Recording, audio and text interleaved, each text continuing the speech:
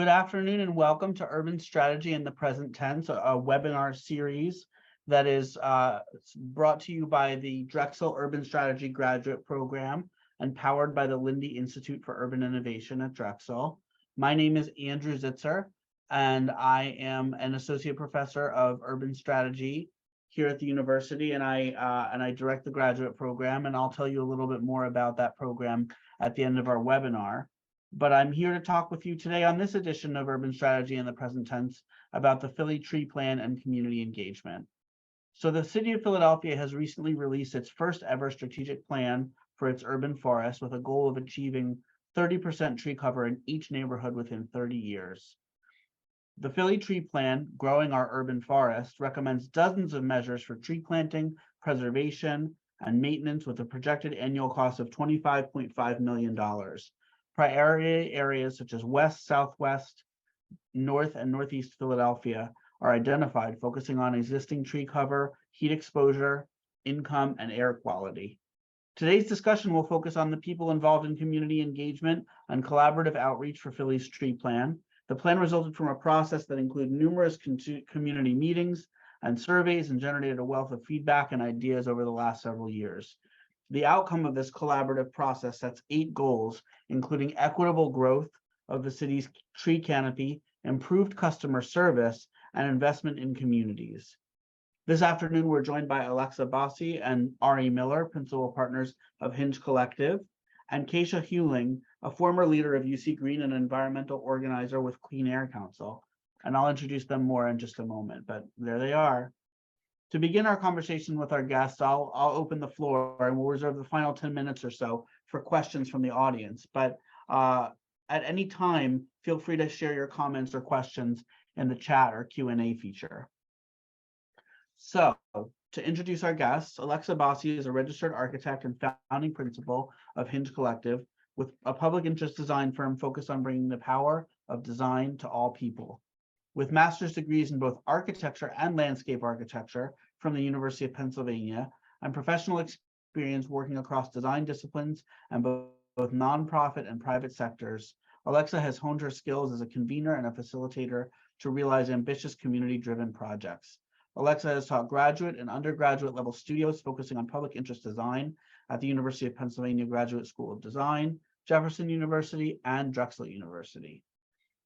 Ari Miller is the director of design at Hinge Collective, a public interest design firm that puts community engagement and public participation at the forefront of their practice. As both a landscape architect and an arborist, Ari has always advocated for the integration and restoration of natural systems in urban design. Over the course of his 18-year career, Ari has worked as an arborist at Morris Arboretum, as a green roof design specialist at Roof Meadow, and has also led large-scale civic design projects at Olin. At Hinge, he uses this experience to help communities find solutions that best support human and ecological health in their own neighborhoods through the enhancement of public space and community-led planning. Ari has also been adjunct faculty at the Weitzman School of Design at the University of Pennsylvania and Jefferson University. Kiasha Huling currently works as an organizer with Clean Air Council, where she builds capacity, community, and coalition around accessible trails and the Cobbs Creek and environmental concerns. She holds a master's in social work from the University of Pennsylvania's School of Social Policy and Practice. As a previous leader of UC Green, Philly's oldest and largest community greening nonprofit, Kiasha collaborated with academic, civic, and business sectors to plant and maintain over 5,000 trees in West and Southwest Philadelphia. She introduced models of programming and engagement that amplified environmental equity and social cohesion. These models included the UC Green Equity Fund that addressed environmental barriers in planting residential street trees. Kiasha has served on the boards of Food Moxie and UC Green and continues to support neighbors in realizing a more equitable, vibrant, and greener vision for a healthier and safer Philadelphia. Welcome, guests. So, to begin, Ari and Alexa, briefly tell us a little bit about your work at Hinge Collective and give us a sense of your involvement in the Philly Tree Plan. And is there one thing that about the plan that you might sort of label as really exciting to you at this point? I can kick that off to start. So Hinge Collective, we were fortunate enough to sort of be that a facilitator of a very large team of consultants that helped us work together on the tree plan. So we, as we sort of mentioned in our bio, we have a background in sort of design and landscape architecture, planning and trees. But we were, so we primed the tree plan for Parks and Rec, but we also worked with community organizers, data analysts, policy analysts, a whole sort of array of folks that helped us identify the best way to move forward with everything. Is there a second half of that question? I didn't. Yeah, is there one thing that really stands out to you as a, we'll talk more about this as we get into it, but like, what's your favorite thing about the tree plan experience? Well, I think my favorite thing, this is both about the tree plan, but also I think about all the projects that I work on in general, is sort of this opportunity to meet and spend time with and get to know people in Philadelphia and sort of the specific, and wherever we're working, the specific issues that they're facing. And thinking about that through a design and planning perspective of what are the ways that we can bring all of our skill sets together in order to create everyone's vision of what they want the future to be. Great, thank you for that. And Kiasha, could you please give us a brief sense of your involvement in the Philly Tree Plan and anything about the plan that you find inspiring or exciting? Yeah, so primarily my involvement, besides being just a big fan of the plan and excited that it was something that we were tackling as a city together, was a member of the Community Voices Steering Committee. The highlight for me is definitely in thinking about the approach to community engagement. We created a wide and open and a myriad of opportunities for voices to be heard. And so it wasn't just like, fill out this survey, you've got 2 weeks, great, we talk to folks, or come to this one event, tell us what your concerns are, we'll listen to your grievances, and then like crank something out that is reflective of that.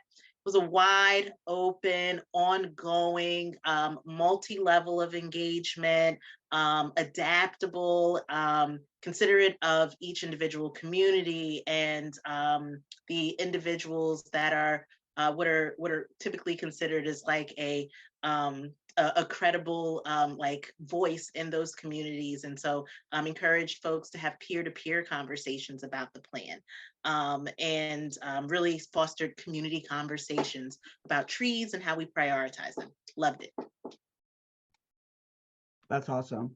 And now, take us back to the need for the Philly Tree Plan. Any of you, how did the plan build upon or connect the dots among people working on trees and what was already going on in the city? What's the sort of prehistory of this? Sure, I can probably answer this. So the genesis of the Philly Tree Plan really was in 2019 when there was a tree summit, which Kiasha attended. And that was hosted by Parks and Rec, and really got all of the tree lovers and advocates all together in one place to respond to a canopy analysis that showed that we were losing, that we had lost a significant amount of canopy from 2010 to 2018. We had lost approximately 1,000 footballs of canopy, football fields of canopy between that in that 10-year time period, and that is even in spite of all the incredible work that people like Kiasha had been doing to increase the tree canopy. So there was something systemic that was working against us in being able to have a robust and healthy urban forest. So that was the genesis on the Parks and Rec side. And at that tree summit, they identified a lot of the key objectives that they wanted to tackle in the planning effort.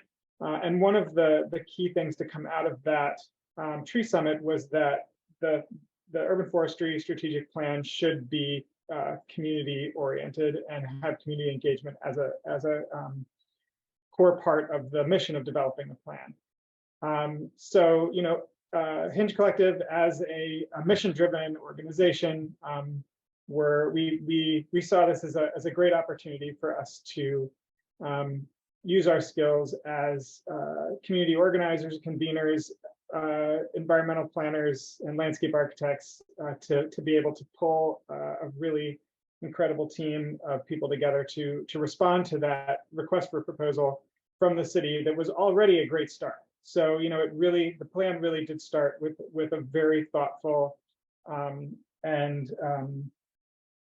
detailed request for proposal that was put together by Parks and Rec, Erica Smith-Fishman at Philadelphia Parks and Rec, as well as all the people that were part of that tree summit and other partners.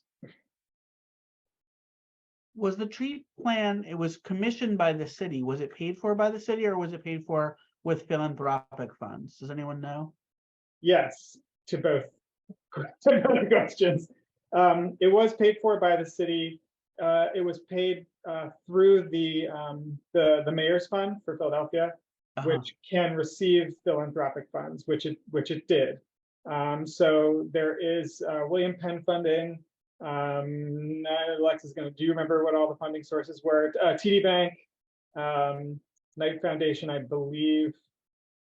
But there a lot of the regular sort of philanthropic players who are funding a lot of good work in our city contributed to the funding for the planning process itself. So it sounds like it was really a community effort, both in terms of the participation and the funding, and all of the way through. It was really a coalition that really saw this tree canopy decline as a crisis and needed to sort of move forward in a way to manage it equitably, and that's exciting. Now, Kiasha, you were on the Community Voices Steering Committee, as you said, for the tree plan. Can you describe a little bit about what that committee did and what role you played in it?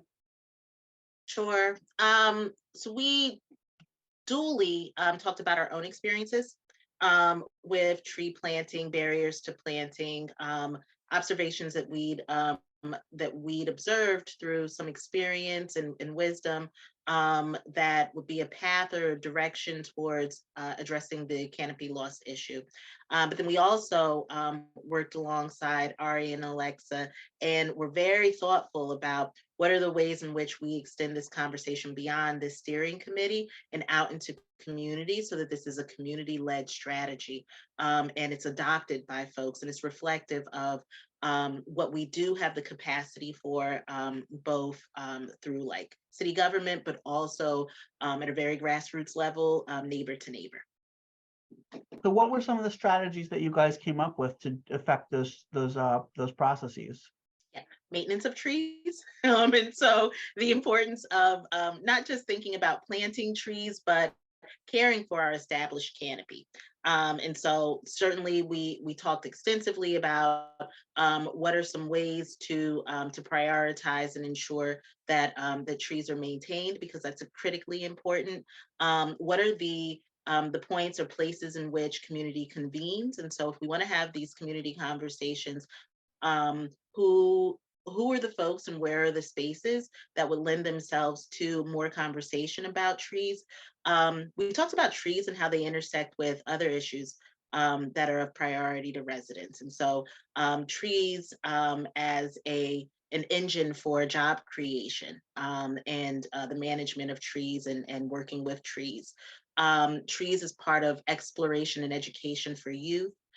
Trees and their participation in our health and our wellness. So all of those things were up for discussion in our steering committee. I can add to that a little bit. So the Community Voices Steering Committee was really, from the sort of the design team's perspective, our like guiding North Star throughout the process, right? So we went to them with the engagement strategies that we were looking at, and they told us what might work and what might not, and helped us sort of pivot and understand the best way to do that. When we began the prioritization mapping exercise, we also worked with this committee to sort of identify the factors that we're looking at, how we were looking at those. So both utilizing their expertise, their tree expertise of working in the community, and sort of understanding those, the impacts and the outcomes that would come from increased canopy. And then also, as Kiasha mentioned, this sort of understanding who and where and when to talk to folks. They helped us identify the right people in different neighborhoods to sort of begin conversations that could be had not only between design team and resident, but conversations between residents themselves. That then the community voices brought these conversations back to us, things that we wouldn't necessarily hear as outsiders. So we were able to sort of build upon this, years and years and years of experience in working in the specific issue in the city, and learn from those and take a next step forward. So one of the things that we talked about when we were preparing for this webinar was that trees are complicated for people, that it's not as simple as just opening up a door and behind it is all these saplings and you just say, come and get it, and everyone just races in. There's a complicated legacy of trees. There's a complicated legacy of their ecological, environmental, political, and cultural ramifications for people. So could you speak a little bit to some of the ways you learned about those complexities and challenges through this process? Sure, we can take a crack at that. Some people, when you do open that door to free trees, they do rush in and get the free trees and are really excited about it. But in places where trees represent a great deal of benefit, ecological benefit, even economic benefit from the perspective of lowering heating costs and providing ecosystem services. But they also represent a significant burden. They are a liability, and they are a potential source of cost. So having a tree means that you are going to be taking on a level of risk with respect to your sidewalk. Maybe maybe you have perceived a real risk for the utilities that are coming into your house. One of the quotes that we heard in one form or another over and over again was, that my house is my biggest investment and my biggest asset. If this tree is going to jeopardize that, then the cost is not worth the reward. And the reward comes as a collective benefit. The urban forest, it's not one tree, it's a forest that provides the benefit. And so making sure that that the cost for providing that benefit for everyone is not falling on those that have the least capacity to actually support it. And being able to making sure that everybody likes trees. Like, one of the things that we learned is that nobody actually hates a tree, but it can cause them stress if that tree is going to be jeopardizing something that is of value, or maybe even threaten their ability to stay in their home. So we have to be able to remove some of that burden in order for people to be able to experience that level of joy and get those benefits from that tree again. And so, a lot of what the tree plan is focused on is identifying and mitigating those potential burdens. Kiasha, in your experience with UC Green and also with this process, did you also come across some of the kind of cultural baggage that came with trees? I mean, when we talked before, we had heard a little bit about how trees hadn't been adequately maintained by the city in some cases, and that trees became overgrown. And did you have any experiences in your time doing tree tending and tree planting where people felt that way as well? Always reminded that Philadelphia is an old city. And so there's tons of history here. There are generations that live here. There are folks in neighborhoods and communities that can have an experience, and it gets archived in the annals of that neighborhood. And so even with tree planting in general, particularly with the tree plan process, was reminded that there's like this curse of the bad example, and we talk about this a lot in tree planting, but like that one negative experience is it transforms what could happen to what has happened, and communities remember that. And they also, and the other, if this pendulum swings the other way, there's also a lot of positive memories around trees and canopy that were once in environmentally disinvested neighborhoods. There's very clear memory around what it was like to have adequate canopy, to have tree-lined streets. There's clear memory around how they lost those trees. And so if a new bus route came, and for safety reasons, some of the trees had to be removed for line of sight. So that there was like appropriate and safe transportation, and being able to visualize the full street. Folks could really, they were the best historians for, this is the story of the trees in our neighborhood. And so even in tree planting, I lean into that a lot. Philly's an old city. And so there is someone's going to be able to tell me more about what went right here and what went wrong.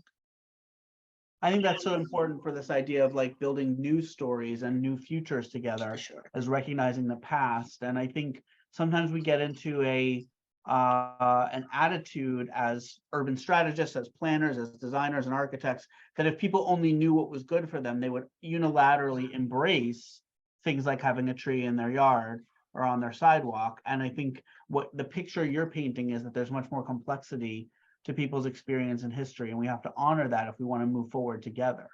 For sure. It's a notion of Sankofa, and so going back and get it. And so you can't really move forward with progress until you acknowledge history. You could repeat the same mistakes.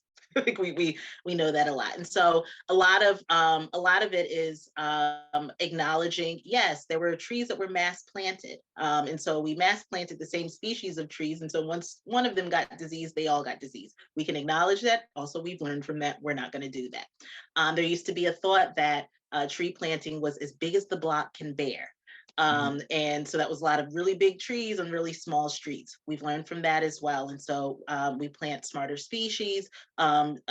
Trees have been cultivated to be a little more amenable to growing harmoniously on city streets.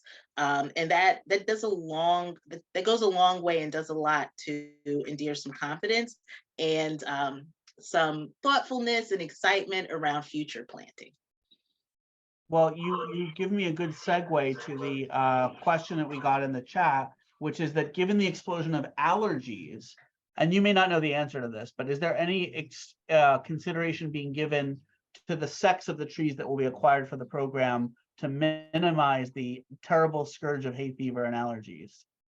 As a person that loves trees, loves the outdoors, and has horrible allergies, I can say that amongst planners, professionals, folks that are, arborists that are planting trees, there's lots of conversation around improving our planting as it relates to the sexes of the trees. So I think that we should anticipate seeing improvements in that. There was sound logic behind it in the past, but we're learning from it.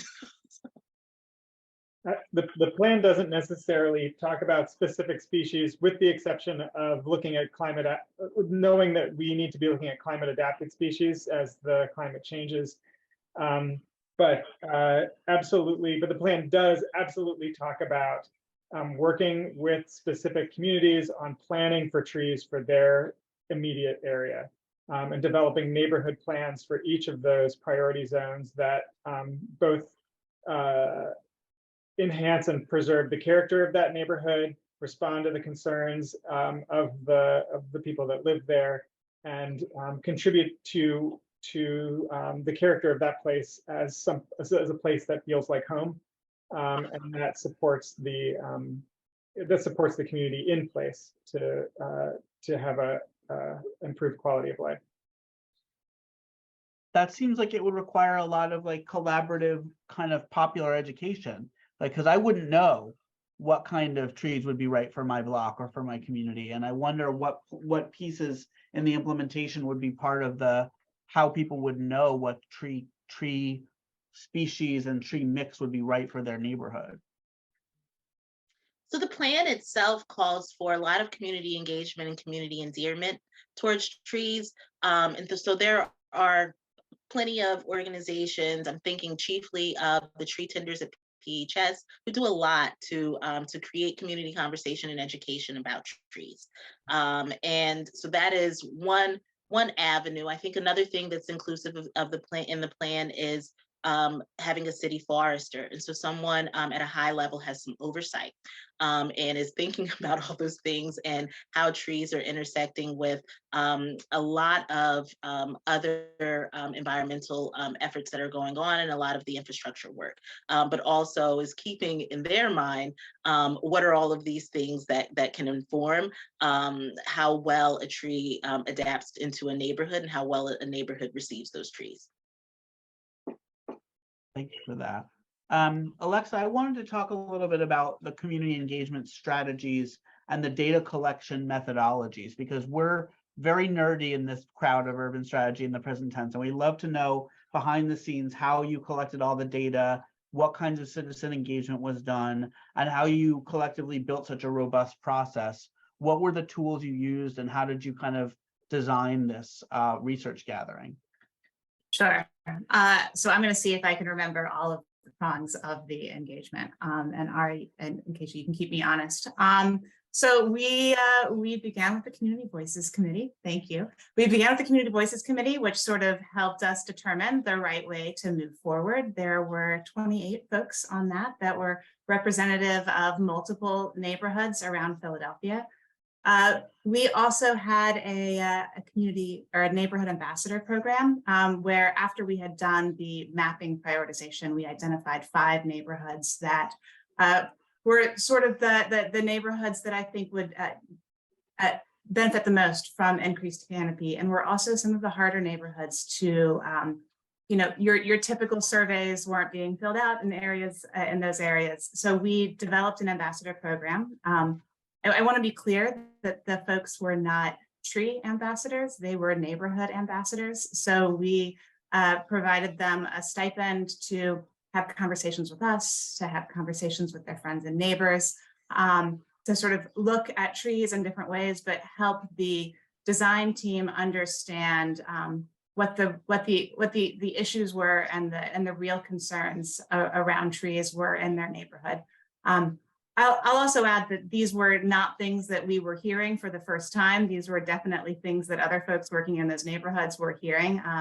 But we worked with them over a 6-week period to, you know, interviews, and we worked with a photographer, Sahar Costin Hardy, who did a visual storytelling lesson with them. So we had them go out and take pictures. So we could begin all sort of trying to understand how folks see the urban forest, right, through other eyes other than ours. We also, thanks to the help of Marissa Wilson at Parks and Rec, she brought this plan and the engagement processes and the different ways to get involved to over 30 community meetings, just to make sure that additional conversations were taking place. We did your typical survey. So we did have a survey that went out. We had over 8,000 responses to that survey, which was a lot. I'll also say one of the things that I really enjoyed about the survey was you could fill out the survey in 5 minutes. But you could also fill out the survey in 45 minutes. There were lots of opportunities where you could sort of elaborate on the answers that you gave or share stories. And one of the things we were definitely trying to capture was not just sort of data, who likes trees and who hates trees and who wants more trees and who would be impacted by this policy change or that policy change, but we wanted to understand the relationships that people had with trees in the city. You know, I think it's unusual, or it's a different framing of the word forest to sort of think about the trees in a city as being an urban forest. So understanding that it's not an individual tree, that they're all sort of working together, and your experience in the city is of this forest. And in the survey, we had folk tales shared with us. People wrote us poetry. People shared stories of moving to Philadelphia and feeling greeted by certain outstretched branches of trees, you know, really spectacular stories that people shared with us that began to, I don't know, help us better understand the relationship that people had. We also did an Instagram challenge where we had people, again, sort of like take a photo and share a story with it.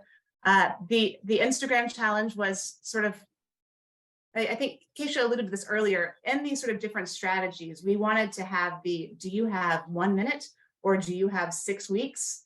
Do you want to fill out a survey anonymously, or do you want to sit down and have a one-on-one conversation with us? We tried to make sure that all of the different strategies were going to be reaching different people. So the Instagram challenge was, I think, a quicker one for some people to participate in. We also held 7 different stakeholder meetings. So we grouped folks by different interest groups and held some roundtable conversations around different, again, sort of like policy issues or different management zones of ways that the urban forest was, or it needed to sort of be planned for moving forward. So have I gotten them all, Ari? Stakeholders, groups, one-on-one conversations, the full gamut. We joke in the office that it's the sort of spaghetti, throwing the spaghetti at the wall. So just to see, and then I will also say, because you did ask about data, when we did the survey, we left it open for the first 4 weeks. And then we went back to see where the responses were coming from and who the responses were coming from. And we sort of like saw what every person that's ever done a survey knows, which is it's like middle-aged white women really like to fill out surveys, and it's harder to reach other folks. Like I am the target audience for surveys. I fill out every survey that comes across my desk. But then we sort of knew that we needed to pivot to make sure that that survey was reaching more folks. So we did door hangers and phone banking and knocking on doors, popping up in places to make sure that folks, particularly in the priority neighborhoods, knew that the survey was out there and that they could respond to it. Again, surveys are not always the best way to sort of get the stories, the minutiae of the stories. Yeah, it's so impressive that you were so multimodal to me, the spaghetti approach, if you will. I think it really paid off to have what did you say, 8,000 responses or something like that to the survey. We'll say below 8, 7,000. Because we could say 8 plus the second round of plan goals review. But it's incredible to think through what a trove of data you had in front of you. And I wonder if it was clear how to act and move forward once you had all that data, or if it just for a while just was overwhelming in a way.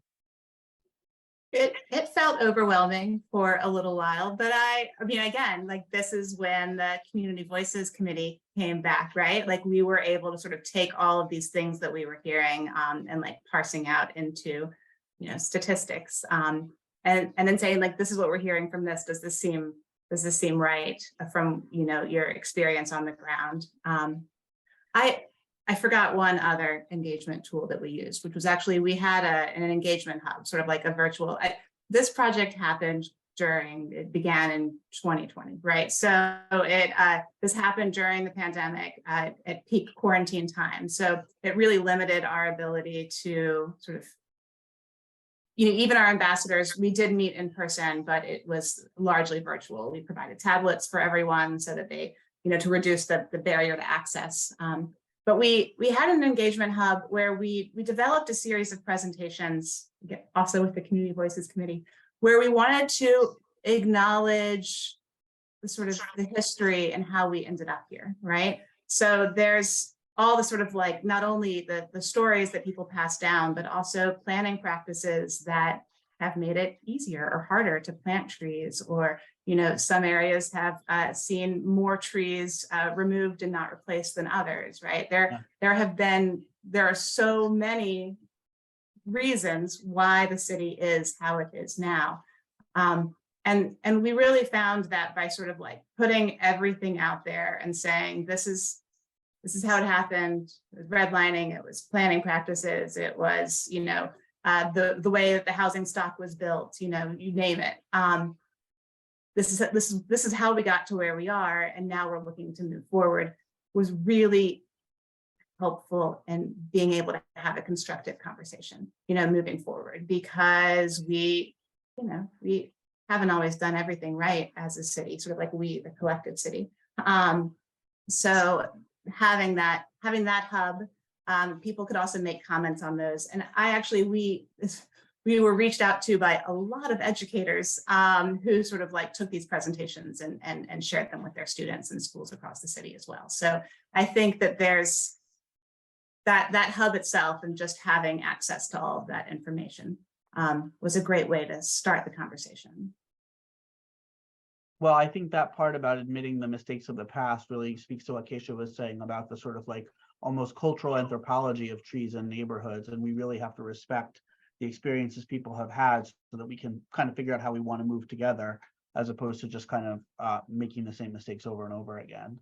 And to that point, we have 2 questions that have come in, and they're very tree planting specific. So I'm hoping that those of you who are more expert than me will be able to answer these questions. The first question is, what can be done for blocks where the city has decided that the block or sidewalks are too narrow for planting any new trees, and the backyards are also small and often cemented? Yeah, that's tough. And so when we think about tree planting, we also think about just green space and accessible spaces in general. And so there lots of ideas around creating mini parks or including like a walkable and very proximate space where there's greenery. I want to say that the city deciding that a block is too small is really because for a tree to adequately grow, it needs a minimum of a 3x3 tree pit. And we also have ADA clearance, which ensures that people of all abilities are able to ambulate down a sidewalk. So we need 4 feet of clearance for accessibility on a sidewalk. And so we have what are called carriage blocks, which I think are just absolutely charming in the city. I live on one, it's a little one-way street. And so where the sidewalks are too small to have that 7 feet, then that's why the city says we can't permit trees to be planted. So it's not just like an eyeball, like your street's too small, you can't have trees. It's going to be a headache. It's really with a mindfulness around will the tree survive, and is it mindful and harmonious with accessibility for others? And so to that end, we look at what are there ways in which, is there a vacant lot in the middle of the block that could become like a mini park? And so kids can play there, folks can read a newspaper. An example of this would be Holly Street Neighbors Community Garden on the Holly Street side, nestled where there used to be two row houses, is a mini park right there on the block, and then it leads into the garden. So there's thoughtfulness around that. When we're thinking about trying to increase canopy and planting trees, residential trees is where we saw the majority of tree loss. It also presents the best opportunity for tree planting. And so ideally those sidewalk trees is the best option, but we're still thoughtful around and thinking about how do trees get planted outside of that. So it's schools, it's civic centers and churches, corners. And so sometimes a block will open up at the corner. And so the corner lot property might be an opportunity for tree planting as well. Yeah, and in a lot of places too, where people may be less ready to accept trees in front of their houses, trees can be really good ambassadors in the parks that also are having aging out populations, and there are many parks, particularly in the priority areas, that don't have 30% tree canopy cover in the park itself. And we all know that Philadelphia schools do not have a lot of trees and are largely asphalt, paved areas without much greenery. So there are some places where we can start, and the tree plan starts with that, with setting up trees in places that are going to be good ambassadors for trees, and to get the neighborhood on board for tree planting. Thank you both for that. There's another question that says, what's the best way to go about maintaining and protecting older trees like London Plains and West Philly on the small streets. The person says, I'm a citizen on a street off 52nd, and I feel like there's no part of the plan, programs, or grants for stormwater management or GSI for existing or older trees. All the examples I see in the city are for young trees, and I'm super concerned about losing my cover after 2 trees were cut down for pipes recently. So I want to talk about London Plains and West Philly apart from tree strategy, and just because particular set of skills, and so I know that I know those trees. The London Plains that were planted, particularly are signature in West Philadelphia. And so for folks that don't know a London Plain, they're the trees that kind of look like they have camouflage or speckled bark. Those trees have served our communities in like ways that we didn't anticipate. They have outlived their anticipated lifespan. They are really essential to a big part of our canopy. They're also not all, a good amount of them are naturally coming towards the end of their lifespan. And so going back to the tree plan, there is a plan and calling for management of our trees. So the preservation of our established canopy through tree care, tree maintenance, and tree management. I don't know that saves trees that are going to, that we're going to lose inevitably. What it does prioritize for us is a mindfulness around planting for replacement. And so that we don't lose canopy because our mature trees are coming to the end of their lifespan, and then we see a significant drop in our canopy, that we are mindful of lifespans in trees, and we're already planting at a minimum for replacement. So in addition to our canopy increase, we're mindful that we're going to see some tree loss not through tree neglect or any harm to the trees, but because the trees are aging. I will add to that the tree plan makes recommendations for tree protection where there currently is little to no tree protection laws in Philadelphia. That has already started to change. Before the tree plan was even released, there was a bill introduced by Councilperson Catherine Gilmore Richardson that did actually enact some tree protection, not quite as far as we had recommended in the tree plan, but it's a first step and we're grateful for it, to protect existing trees as part of the development process. And we, part of the tree plan's recommendations is also to protect trees on public property, city-owned property, not just as part of private development. So if the city wants to develop a piece of land, those trees should be protected in the same way that they would be if a private developer wants to develop a piece of the land, because those trees are important too. So there are going to be protections for trees in Philadelphia, at least to the level of our sister cities. Baltimore has protections. DC has some of the strictest protections in the country. Maybe the hemisphere. And I would love to see us go more in that direction, but it's going to take a little while for us to get there. Okay, well, the questions keep rolling in. People are really excited to talk about trees. One of the questions is, thanks for all the work on the plan. It's great. I'm a passionate advocate for treating our city as an urban food forest, one that's been heavily deforested over the last few centuries. I'm curious how much food for humans or other beings producing trees, food forestry, orchards, or other similar needs, visions, ideas showed up, either on their own or through prompting. What are the ways to continue the community building towards implementing the tree plan, including in areas that may not be on the radar as much? So it's kind of two questions. Go for it. We know Jethro, who does really great work tapping trees in Oak Lane and other places to get maple syrup from all kinds of trees, and I learned a lot from him through this process. And but I just wanted to say hi to Jethro and give him a shout out for the awesome work that he does for food producing trees that you might not think are food producing trees.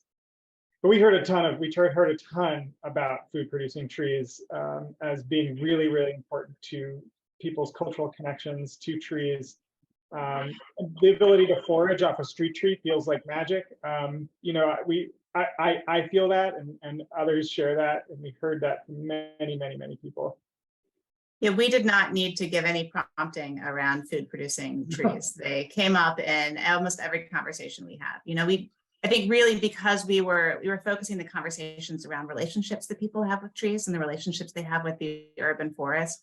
Any of those opportunities that people have to interact with, right? Like being in the shade of a tree is amazing, right? But also climbing it or swinging from it, or, you know, being able to, you know, generate food from it has a definite sort of like lasting impact and connection that people feel that makes that sort of tree infrastructure so much more valuable. And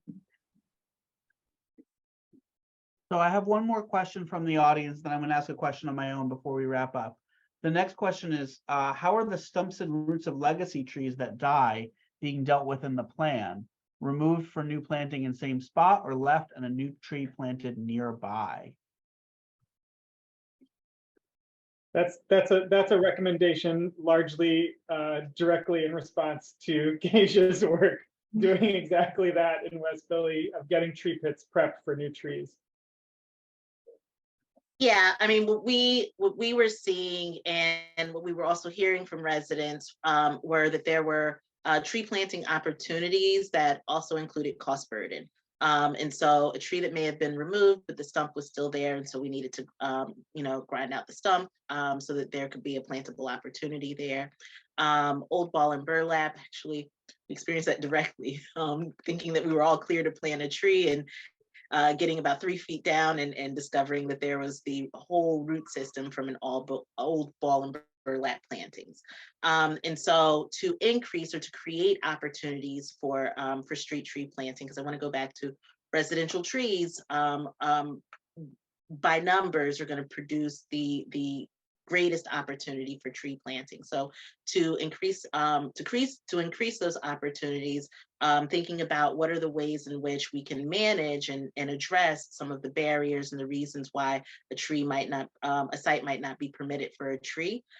And so if there's something that we can take on, whether it is the removal of a dead while standing tree, grinding out a stump, smoothing out a sidewalk where it's not approved because of a cracked sidewalk, those all increase the chances of us getting more trees in for residents, especially if they're already interested. The least we can do is like meet them halfway. And so I think that we see an extension of that in the plan. So my last question before I start to wrap us up is, we're about to go into an election, and we're electing a new mayor and many city council folks. And I wonder how the tree plan is being received by the mayoral candidates. I'm not asking for any endorsements. I'm just asking, is this tree plan going to have a legacy in the next administration from what you can see? From what I can see, it does. You know, I've been to a few forums that the Green Living Plan held a forum and asked point blank to everyone that was present, do you support the Philly tree plan? And it was yeses across the board. I think that having an actionable strategy in hand, this plan ready for someone coming into the mayoral position, starts you with a good place to start. It's a lot of work. It's not sort of like an easy thing to check the boxes off. But I will say we worked really hard, specifically sort of Erica Smith-Pitchman at Parks and Rec and the project team, which we failed to mention so far onto this, but she put together a team of another around 30 individuals that all have expertise in trees that sort of helped write that RFP and guided us along the process as well. You know, she really worked hard to make sure that each of the recommendations that were in the plan, someone has raised their hand to say that they would like to, you know, be responsible for or support moving forward in that plan. So, or in that recommendation. So I think that the plan is set up in such a way that they're very actionable items that can be moved forward with, which is exciting going into a new administration. I think that there has been a shift in the conversation in general. So it's great to hear it being politically prioritized, and that it is a measure of evaluation for candidates, and candidates know that folks care about an environmental plan. I think that there's a huge coalition of folks who also care. So there's a community. There are residents that care about our environment, but there's also this significant network of environmental stewards. And so something that I've learned at Clean Air Council is that it is not just one person or one entity championing for this. It intersects throughout social services, throughout city planning. There is an inspired network of Philadelphians who care about the environment, but are also thinking smartly about what does it look like to act on this care and concern, and what measures of accountability or expectation on delivery do we have of our political figures. And so I think we're in a good place. It's nice to see that all of the candidates are expecting that an environmental question will come up and they need to have an answer. Well put. Well, so my last question for each of you, we designed this series to introduce urbanists or urban strategists, as we call it, who have done really exciting and emerging work in the city. And the last question we always ask is, what kind of big breaks or opportunities did you have when you were becoming an urbanist that helped you see your path forward? What was a kind of like important moment in your development that you could share with us? And I'll start with Kiasha. Oh boy, there was two parts there. So let's unpack the question. So give me like a moment in your development as an urbanist that really was a key moment in helping shape who you are. Yeah, so first, I don't consider myself an urbanist.